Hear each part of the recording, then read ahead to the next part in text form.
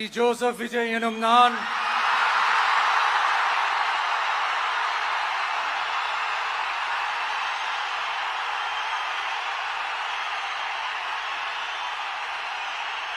சட்டப்படி அமைக்கப்பெற்ற இந்திய அரசியல் அமைப்பின்பால் உண்மையான நம்பிக்கையும் மாறா பற்றும் கொண்டிருப்பேன் என்றும் இந்திய நாட்டின்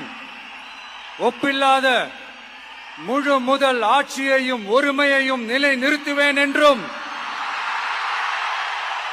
தமிழ்நாட்டு அரசின் முதலமைச்சராக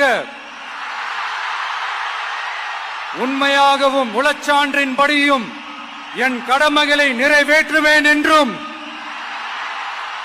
அரசியல் அமைப்பிற்கும் சட்டத்திற்கும் இணங்க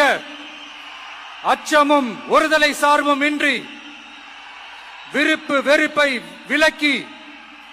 பலதரப்பட்ட மக்கள் அனைவருக்கும் நேர்மையானதை செய்வேன் என்றும் ஆண்டவன் மீது ஆணையிட்டு